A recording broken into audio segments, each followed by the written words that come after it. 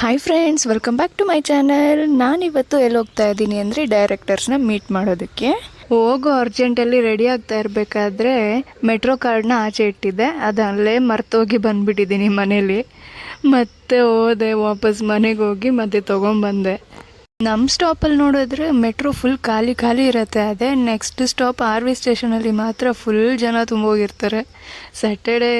Sunday ಆಗಿರೋದ್ರಿಂದ ಈ ಥರ ಇದೆಯಾ ಇಲ್ಲ ಅಂತ ಹೇಳಿದ್ರೆ ನಾರ್ಮಲಾಗಿ ಈ ಥರ ಇರುತ್ತಾ ನನಗೆ ಗೊತ್ತಿಲ್ಲ. ನಾನಿವಾಗ ಮೀಟ್ ಮಾಡೋಕ್ಕೆ ಹೋಗಿರೋದು ಡಾಕ್ಟರ್ ಕೆಂಚನೂರು ಶಂಕರ್ ಡೈರೆಕ್ಟರ್ನ. ಇವಾಗ ಅವ್ರಿಗೆ ಇರೋ ಹೆಸರು ಗುರೂಜಿ ಅಂತ. ಅವ್ರನ್ನ ಮೀಟ್ ಮಾಡಿದಾದ್ಮೇಲೆ ನಾವು ನಮ್ಮ ಡೈರೆಕ್ಟರ್ ಜೊತೆ ಸ್ಟೋರಿ ಕೇಳೋಕ್ಕೆ ಹೋದ್ವಿ. ಆ್ಯಕ್ಚುಲಿ ನಿನ್ನೆ ನಾನು ಪ್ಲಾಂಟ್ಸ್ ತೊಗೊಳೋದಕ್ಕಂತಾನೆ ಮಲ್ಲೇಶ್ವರಂಗೆ ಬಂದೆ, ಬಟ್ ತೊಗೊಳಕ್ಕಾಗಿಲ್ಲ. ಅದಕ್ಕೆ ಇವತ್ತು ಮತ್ತೆ ಬಂದಿದ್ದೀನಿ.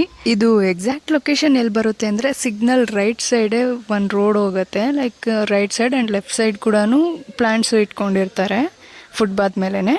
ವಾಯ್ಸ್ ಫುಲ್ಲು ಹೋಗ್ಬಿಟ್ಟಿದೆ, ಬರ್ತಾ ಇಲ್ಲ ಸರಿಯಾಗಿ ಹೇಳೋದಕ್ಕೆ. ಸ್ವಲ್ಪ ಪದಗಳು ಚೇಂಜ್ ಆಗ್ತಾ ಇದೆ, ಗಮನಿಸ್ತಾ ಇದ್ದೀನಿ. ನಾರ್ಮಲಾಗಿ ನಾವು ನರ್ಸರಿಯಲ್ಲಿ ತೊಗೊಳೋದಕ್ಕೂ ಮೀಶೋದಲ್ಲಿ ತೊಗೊಳೋದಕ್ಕೂ ತುಂಬಾ ಡಿಫ್ರೆನ್ಸ್ ಇದೆ, ಅಲ್ಲಿಗೂ ಇಲ್ಲಿಗೂ.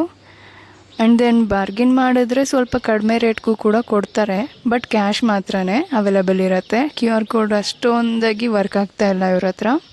ನಾನು ಇಬ್ಬರ ಹತ್ರ ತೊಗೊಂಡಿದ್ದು ಪ್ಲಾಂಟ್ಸ್ನ, ಬೋತ್ ಫ್ಲವರಿಂಗ್ ಮತ್ತು air purifying plants, without flower plants ಸಿಗತ್ತೆ. ಇದು ಅಷ್ಟೇ ಅಲ್ಲ, ಇನ್ನು ಮುಂದೆ ಹಾಗೆ ಹೋದರೆ ಪ್ಲಾಂಟ್ಸ್ದು ಶಾಪ್ ಕೂಡ ಇದೆ. ಇವರು ಗಿಡಗಳನ್ನ ಕೆಂಗೇರಿ ರಾಮವಳ್ಳಿಯಿಂದ ತರ್ತಾರೆ. ಸೊ ಅದಕ್ಕೇ ಇಷ್ಟು ಕಡಿಮೆ ಪ್ರೈಸಸ್ಗೆ ಕೊಡೋದು, ಯಾಕಂದರೆ ಅಲ್ಲಿ ತುಂಬಾ ನರ್ಸರೀಸ್ ಇದೆ. ಆ್ಯಂಡ್ ದೆನ್ ಇನ್ನು ಲೋ ಪ್ರೈಸಲ್ಲೂ ಸಿಗುತ್ತೆ. ಸೊ ಅದಕ್ಕೆ ಇವರು ತುಂಬ ಕಡಿಮೆ ಪ್ರೈಸಲ್ಲಿ ಕೊಡ್ತಾರೆ. ನಾವೆಲ್ಲ ಅಷ್ಟು ದೂರ ಹೋಗಿ ಪರ್ಚೇಸ್ ಮಾಡೋದಕ್ಕೆ ಆಗೋದಿಲ್ವಲ್ಲ, ಸೊ ನಮಗೆ ಇಲ್ಲದೆ ತುಂಬ ದೂರ ಆಗುತ್ತೆ ಬರೋದಕ್ಕೆ. ಶೂಟಿಂಗ್ಸ್ ಇದ್ದಾಗ ಅಂತೂ ರಾಮವಳ್ಳಿಗೆ ಹೋಗ್ತೀವಿ, ಬಟ್ ಆದರೆ ಅಲ್ಲಿ ಪರ್ಚೇಸ್ ಮಾಡೋಷ್ಟು ಟೈಮ್ ಕೂಡ ಸಿಗೋದಿಲ್ಲ. ಅದಕ್ಕೆ ನಾನು ಯಾವಾಗೇ ಪ್ಲಾಂಟ್ಸ್ ತೊಗೊಂಡ್ರು ಇಲ್ಲೇ ಬಂದು ತೊಗೊತೀನಿ ಪ್ಲಾಂಟ್ಸ್ನ ತೊಗೊಂಡು ಡೈರೆಕ್ಟಾಗಿ ಬಸ್ ಸ್ಟಾಪ್ಗೆ ಬಂದು ಕುತ್ಕೊತಾ ಇದ್ದಂಗೆ ಬಸ್ ಬಂತು. ಸದ್ಯ ಬಸ್ ಹತ್ಕೊಂಡು ಇನ್ನು ಮೆಜೆಸ್ಟಿಕ್ಗೆ ಬಂದಿದ್ದು. ಮೆಜೆಸ್ಟಿಕ್ಕಲ್ಲಿ ತುಂಬ ಹೊತ್ತು ವೆಯ್ಟ್ ಮಾಡಿದಾದ್ಮೇಲೆ ಈ ಸ್ಟ್ಯಾಂಡ್ಗೆ ಹೋಗೋದಕ್ಕೆ ಬಸ್ ಬಂತು. ಸದ್ಯ ಇದಾದರೂ ಬಂತಲ್ವಾ ಅಂತ ಹೇಳ್ಬಿಟ್ಟು ಪಂಪ್ ಹೌಸ್ ಹತ್ರ ಹೇಳ್ಕೊಂಡು ಮತ್ತೆ ಐಸ್ ಕ್ರೀಮ್ ತಿನ್ನೋದಕ್ಕೆ ಹೋದೆ. ಕೋಲ್ಡ್ ಎಷ್ಟೇ ಆಗಿರಲಿ, ವಾಯ್ಸ್ ಎಷ್ಟೇ ಚೇಂಜ್ ಆಗಿರಲಿ, ಐಸ್ ಕ್ರೀಮ್ ತಿನ್ನೋದು ಮಾತ್ರ ಬಿಡಲ್ಲ. ಒಂದು ಐಸ್ ಕ್ರೀಮ್ ಏನಾದರೂ ನಮಗೆ ಸಾಕು ಅಂತ ಅನಿಸುತ್ತಾ, ಇಲ್ಲ ಎರಡೆರಡು ತೊಗೊಬೇಕು. ನಾನು 1 by 1 ವಿಡಿಯೋ ಮಾಡಿ ತಿನ್ನೋಷ್ಟರಲ್ಲಿ ಐಸ್ ಕ್ರೀಮೇ ಕರ್ಗೋಗ್ಬಿಟ್ಟಿದೆ. ನೋಡ್ಬೋದು ಕ್ರಿಸ್ಮಸ್ ಟ್ರೀದು. ಐಸ್ ಕ್ರೀಮ್ ಏನೋ ತಿಂದಿದ್ದಾಯಿತು, ಹಾಗೆ ನಡ್ಕೊಂಡು ಮನೆಗೆ ಬಂದಿದ್ದು ಕೂಡ ಆಗೋಯ್ತು. ಬನ್ನಿ ಇವಾಗ ಪ್ಲಾಂಟ್ಸ್ನ ಯಾವ್ದಾವ್ದು ತೊಗೊಂಡಿದ್ದೀನಿ ಅಂತ ಅನ್ಬಾಕ್ಸಿಂಗ್ ಮಾಡಿ ತೋರಿಸ್ತೀನಿ. ಅನ್ಬಾಕ್ಸಿಂಗ್ ಒಂದೇ ಅಲ್ಲ, ಈಗ ಪ್ಲಾಂಟ್ಸ್ನ ಪಾಟ್ಗೆ ಕೂಡ ಶಿಫ್ಟ್ ಮಾಡಬೇಕು. ನಾನು 3 ಗಿಡಗಳನ್ನ ತೊಗೊಂಡೆ. ಒಂದು ಜೂಡ್ ಪ್ಲ್ಯಾಂಟ್, ಆಮೇಲೆ peace lily, and then finally rosemary. ಮಗುನ ಸೆಕ್ಯೂರ್ ಮಾಡಿರೋ ಥರ ಸೆಕ್ಯೂರ್ ಮಾಡ್ಕೊಂಡು ಬಂದಿದ್ದೀನಿ. ಬಸ್ಸಲ್ಲಿ ಯಾರ್ದೋ ಕೈ ಸುಮ್ಮನೆ ಟಚ್ ಆಯಿತು ಅಷ್ಟೇ, ಕಿರ್ಚ್ಬಿಟ್ಟೆ. ಬಟ್ ನಾನು ಸಡನ್ನಾಗಿ ರಿಯಾಕ್ಟ್ ಆದರೆ ಅದೇ ಥರ ಇರುತ್ತೆ. ಸುಮ್ಮನೆ ಗಿಡಗಳನ್ನ ಪಾಟಲ್ಲಿ ಶಿಫ್ಟ್ ಮಾಡೋದು ಬಿಟ್ಟು ಅದರಲ್ಲಿ ಆಲ್ರೆಡಿ ನಾನು ಮಣ್ಣು ಹಾಕಿದ್ದೆ. ಅದಕ್ಕೆ ಎಕ್ಸ್ಟ್ರಾ ಆಗೋಗಿ ಡಬಲ್ ಕೆಲಸ ಮಾಡ್ತಾಯಿದ್ದೀನಿ ನಾನು ಇವಾಗ. ಗಿಡಗಳ ಕವರ್ ಏನೋ ಬಿಚ್ಚಿಬಿಟ್ಟಿದ್ದೀನಿ, ಬಟ್ ಪಾಟ್ಗೆ ಹಾಕಿ ನೋಡಿದ್ರೆ ಪಾಟಲ್ಲಿ ಆಗಲಿಲ್ಲ. ಮತ್ತು ಅದರಲ್ಲಿರೋ ಮಣ್ಣೆಲ್ಲ ತೆಗ್ದು ಮತ್ತೆ ತಿರ್ಗಾ ಹಾಕಿದ್ದೀನಿ. ಈ ಥರ ಆಯಿತು ಅಂತ ಮಾತ್ರ ನಾನು ಡಬಲ್ ಕೆಲಸ ಅಂತ ಮೆನ್ಷನ್ ಮಾಡಿಲ್ಲ. ಯಾಕೆ ಅಂದರೆ ಇದರಲ್ಲಿ ಆಗ್ತಾ ಇದ್ರೆ ಅದು ಕಂಜೆಸ್ಟೆಡ್ ಥರ ಇರೋ ಥರ ಫೀಲ್ ಆಯಿತು ನನಗೆ. ಅದಕ್ಕೆ ಮತ್ತೆ ನನ್ನ ಹತ್ರ ಐಸ್ ಕ್ರೀಮ್ ಬಾಕ್ಸಸ್ ಇತ್ತು, ಅದನ್ನು ಹಂಗೆ ಇಟ್ಕೊಂಡಿದ್ದೆ. ಈ ಥರ ಪ್ಲ್ಯಾಂಟ್ಸ್ ಬಂದರೆ ಪ್ಲ್ಯಾಂಟ್ಸ್ನ ಹಾಕ್ಕೊಳೋಣ ಅಂತ. ಸೊ ಫೈನಲಿ ಅದೇ ಮಾಡಿದೆ. ಇರೋ ಸ್ವಲ್ಪ ಜಾಗದಲ್ಲೇ ಇಷ್ಟು ಗಿಡಗಳನ್ನ ಇಡ್ತಾ ಇದ್ದೀನಿ. ಅದೇ ನನ್ನ ಹತ್ರ ಸಿಕ್ಕಾಪಟ್ಟೆ ಜಾಗ ಏನಾದರೂ ಇದ್ದಿದ್ರೆ ಮನೆ ತುಂಬ ಬರೀ ಗಿಡಗಳೇ ಇರ್ತಾ ಇತ್ತು. ಗಿಡಗಳು ಇಲ್ದಿರ ಮನೇಲಿ ಹೆಂಗಿರೋದು ಹೇಳಿ? ಗಿಡಗಳು ಇದ್ರೆ ಅದ್ರ ಜೊತೆ ಚೆನ್ನಾಗಿ ಟೈಮ್ ಪಾಸ್ ಆಗುತ್ತೆ. ಆಗಲೇ ಹೇಳ್ದಂಗೆ ಇವಾಗ ಐಸ್ ಕ್ರೀಮ್ ಬಾಕ್ಸ್ಗೆ ಶಿಫ್ಟ್ ಮಾಡ್ತಾ ಇದ್ದೀನಿ. ಶಿಫ್ಟ್ ಮಾಡೋಕ್ಕೂ ಮುಂಚೆ ಅದಕ್ಕೆ ಹೋಲ್ಸ್ ಮಾಡಬೇಕು. ಸೊ ಅದಕ್ಕೆ ನೈಫ್ ಸುಡೋದಕ್ಕೋಸ್ಕರ ಕ್ಯಾಂಡಲ್ ಹಚ್ಚಿದ್ದೀನಿ ಅಷ್ಟೇ. ಹಾಗೆ ಕೂಡ ಚುಚ್ಬೋದು. ಹಾಗೆ ಚುಚ್ಚಿದ್ರೆ ಅದು ಅಷ್ಟೊಂದಾಗಿ ಸರಿ ಬರೋದಿಲ್ಲ. ನೋಡ್ಬೋದು ನೀವೇನೆ, ಹೋಲ್ ತುಂಬ ಕಡಿಮೆ ಬರುತ್ತೆ, ನೀರು ಬರೋದಕ್ಕೂ ಆಗೋದಿಲ್ಲ. ಸೊ ಬಿಸಿ ಮಾಡಿಕೊಂಡು ಹೋಲ್ ಮಾಡೋದ್ರಿಂದ ಹೋಲ್ ಜಾಸ್ತಿ ದೊಡ್ಡದಾಗುತ್ತೆ. ಸೊ ವಾಟರ್ ಕೂಡ ಬೇಗನೆ ಆಚೆ ಬರುತ್ತೆ. ಪ್ಲ್ಯಾಂಟ್ಸ್ಗೆ ಓವರ್ ವಾಟರಿಂಗ್ ಕೂಡ ಆಗೋದಿಲ್ಲ. ನೋಡ್ತಾ ಇರ್ಬೋದು, ಸುಡ್ತಾ ಇರೋದಕ್ಕೆ ಬೇಗನೆ ಹೋಲ್ಸ್ ಆಗ್ತಾ ಇದ್ದಾವೆ.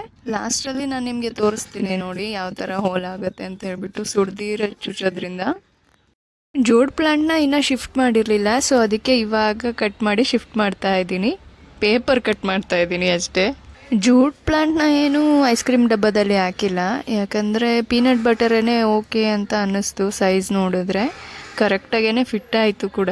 ತುಂಬ ಕಂಜೆಸ್ಟೆಡ್ ಆಗು ಏನೂ ಇಲ್ಲ, ಫ್ರೀಯಾಗೇ ಇದೆ. ಸೊ ಅದಕ್ಕೆ ಇದರಲ್ಲೇ ಇರಲಿ ಅಂತ ಹೇಳ್ಬಿಟ್ಟು ಬಿಟ್ಬಿಟ್ಟೆ. ಫೈನಲಿ ಶಿಫ್ಟ್ ಮಾಡಿದ್ದೆಲ್ಲ ಆಯಿತು. Ta-da, it's time for skin care routine. Actually ಈ ಪ್ರಾಡಕ್ಟ್ ನನಗೆ ಫ್ರೀಯಾಗಿ ಬಂತು. ಯಾಕೆ ಅಂತ ನಾನು ನೆಕ್ಸ್ಟ್ ವಿಡಿಯೋದಲ್ಲಿ ಹೇಳ್ತೀನಿ. ಇವಾಗ ಯಾವ ಥರ ಈ ಪ್ರಾಡಕ್ಟ್ನ ಯೂಸ್ ಮಾಡೋದು ಅಂತ ನೋಡೋಣ ಬನ್ನಿ. ಫಸ್ಟ್ ಸ್ಟೆಪ್ ಏನು ಅಂದರೆ ಹೇರ್ಸ್ ಮುಖದ ಮೇಲೆ ಬರ್ತೀರಾ ಫುಲ್ ಕ್ಲಿಯರ್ ಆಗಿರೋ ಥರ ಹೇರ್ ಬ್ಯಾಂಡ್ ಹಾಕ್ಕೊಬೇಕು. ನಾನು ಮೊದಲಿಗೆ ಫೇಸ್ ವಾಶ್ ಯೂಸ್ ಮಾಡ್ತಾ ಇದ್ದೀನಿ, ಫಾರೆವರ್ ಕಡೆಯಿಂದ infinite face wash. Already full ಸುಸ್ತಾಗೋಗಿದ್ದೀನಿ ಸುತ್ತಾಡಿ. ಇವಾಗ ಮುಖದಲ್ಲಿ ಕಳೆನೇ ಎಲ್ಲ ನೋಡ್ತಾ ಇರ್ಬೋದು. ಅದಕ್ಕೆ ಫೇಸ್ ಫುಲ್ಲು ಡಲ್ಲಾಗಿದೆ. Coconut and oat milk scrub smell ಮಾತ್ರ ಮಸ್ತಾಗಿದೆ. ಇದರಲ್ಲಿ ಕೊಕೊನಟ್ ಮಿಲ್ಕ್ ಇರೋದ್ರಿಂದ ಸ್ಕಿನ್ನ ತುಂಬ ಮಾಯ್ಶ್ಚರೈಸಿಂಗ್ ಆಗಿ, ಹೈಡ್ರೇಟಿಂಗ್ ಆಗಿ ಮತ್ತು ನರಿಶಿಂಗ್ ಆಗಿ ಇರಿಸುತ್ತೆ. ಆ್ಯಂಡ್ ದೆನ್ ನಮ್ಮ ಓಟ್ ಮಿಲ್ ಏನು ಕೆಲಸ ಮಾಡುತ್ತೆ ಅಂದರೆ ಡೆಡ್ ಸ್ಕಿನ್ನ ಎಲ್ಲ ರಿಮೂವ್ ಮಾಡುತ್ತೆ, ಸ್ಕಿನ್ನ ಸಾಫ್ಟನ್ ಮಾಡುತ್ತೆ, ಆ್ಯಂಡ್ ದೆನ್ ಗ್ಲೋಯಿಂಗ್ ಸ್ಕಿನ್ನ ಪ್ರಮೋಟ್ ಮಾಡುತ್ತೆ.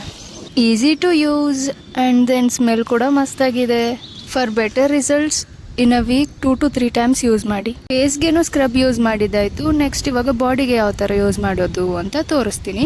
ಆ್ಯಕ್ಚುಲಿ ಇಂಗ್ರೀಡಿಯೆಂಟ್ಸ್ ಏನೇನಿದೆ ಅಂದರೆ sea salt, shea butter and then vanilla. Sea salt dead ಸ್ಕಿನ್ನ ರಿಮೂವ್ ಮಾಡುತ್ತೆ ಆ್ಯಂಡ್ ದೆನ್ ಸ್ಮೂತ್ ಸ್ಕಿನ್ನ ಪ್ರಮೋಟ್ ಮಾಡುತ್ತೆ ಆ್ಯಂಡ್ ಸ್ಕಿನ್ನ ತುಂಬ ನರಿಶಿಂಗ್ ಆಗಿ ಹೈಡ್ರೇಟಿಂಗ್ ಆಗಿ ಇರಿಸುತ್ತೆ.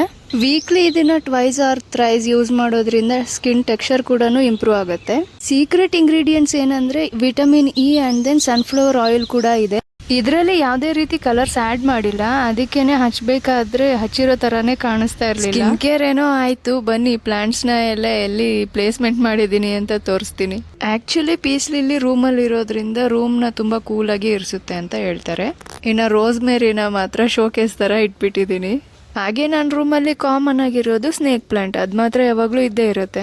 ಲಾಸ್ಟ್ ಟೈಮ್ ಬಟರ್ ಫ್ರೂಟ್ನ ತಂದಾಗ ಸೀಡ್ನ ನೀರಲ್ಲಿ ನೆನೆಸಿಟ್ಟಿದ್ದೆ, ನೋಡಿ ಯಾವ ಥರ ಮೊಳಕೆನೇ ಬಂದುಬಿಟ್ಟಿದೆ. ತುಂಬ ಖುಷಿ ಆಗ್ತದೆ. ಇದನ್ನು ಊರಿಗೆ ಎತ್ತು ಕಳಿಸ್ಬೇಕು ಪ್ಲಾಂಟಿಂಗ್ ಮಾಡೋದಕ್ಕೆ.